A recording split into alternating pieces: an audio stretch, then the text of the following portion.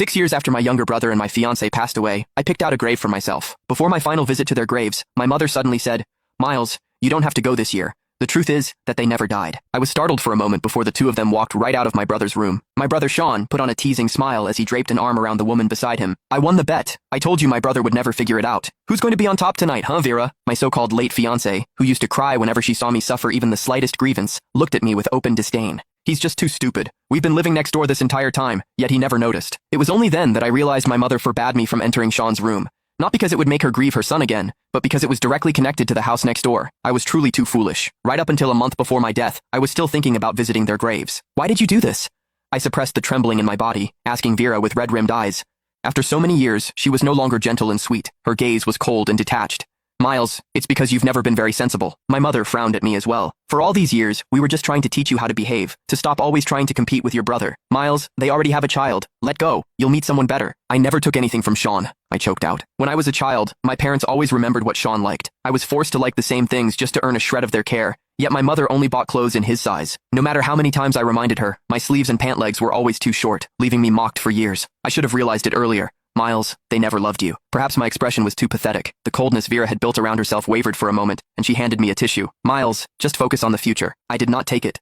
Sean put on a guilty act beside her. "Miles, I'm sorry. Vera and I haven't registered our marriage yet. I'll give her back to you." Suddenly, my mother raised her hand and slapped me. Hot pain flared across my face. I looked at her in disbelief, her voice cutting through the air. "Miles, what are you even doing? Vera is already pregnant. Do you want that child to be born a disgrace like you?" I froze, my heart stopping. I was the child my mother had before marriage, the tool used to force my father into wedlock, representing nothing but shame. I thought if I studied hard, stayed perfect, and never caused trouble, they might love me. It was only now I understood that their ultimate wish was for me not to exist. Well, it was about to come true. Vera stepped closer, a trace of pity in her eyes.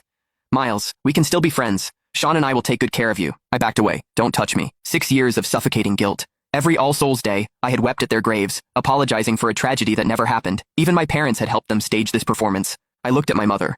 "The room you said I wasn't allowed to enter because it would be too painful. It connects directly to the house next door, doesn't it?" My mother's eyes flickered, but she nodded stiffly. "So what if it is? We did it so you could let go completely and live your life properly." "Live my life properly?" I let out a cold, sorrowful laugh. "You watched me live in guilt and longing while they lived happily next door. Is that what you call doing something for me?" "Miles, watch your words." My father finally came out of the study, his brows tightly furrowed. "They were in love. They only faked their death so you wouldn't be hurt. They've already suffered enough over the years. What else do you want?" "In love? Suffered?"